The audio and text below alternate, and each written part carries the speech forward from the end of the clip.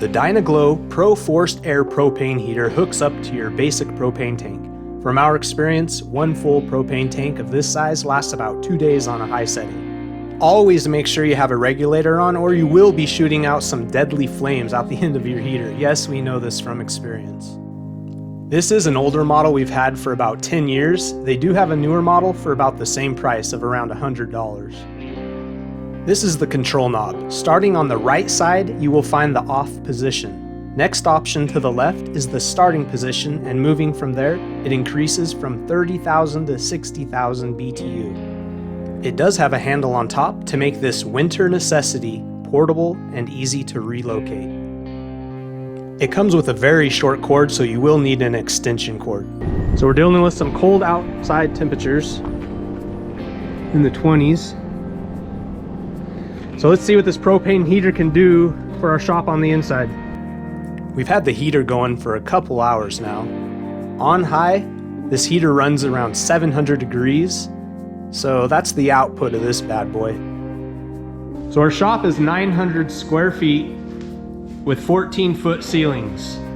So you gotta take into consideration all the heat going up top. It takes about 2 hours to heat this entire shop up. And that's with it being, what, 20 degrees outside? Yeah.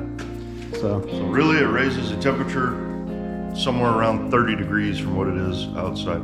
If it was like 40 degrees when we started, you'd probably be into the 70s, but yep.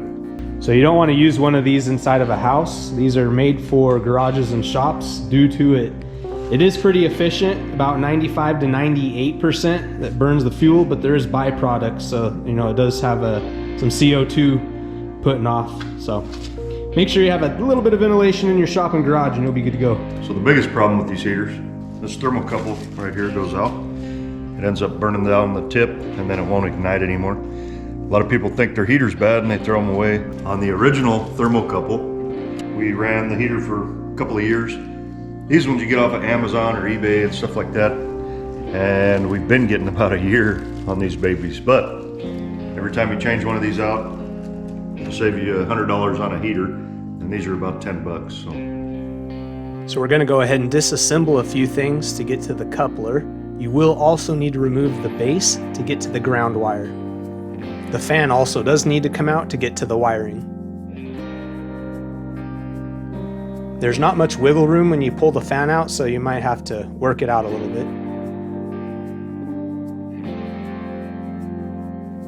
The yellow wire I'm wiggling is the coupler wire.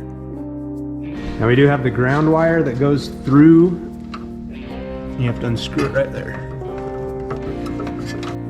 Now there is a clip that you will need to reuse when replacing the thermocoupler. Just pop off the old clip, then clamp her onto the new coupler. You're gonna need to route the wire through this part right here. You can see it with my finger.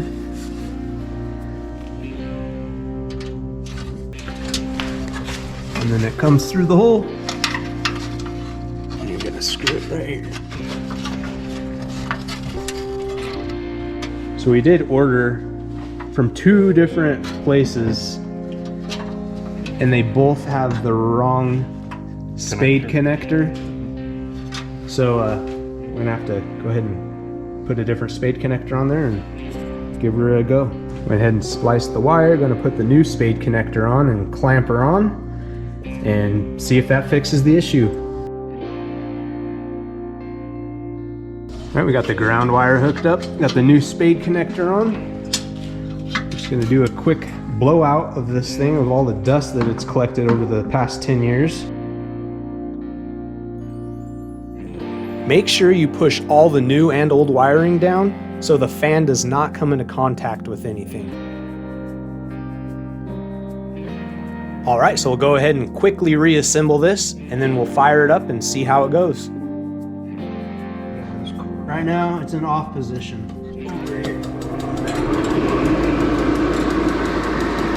The clicking you hear is always on. This is a type of safety feature to make sure the flame stays on and you don't blow up your shop.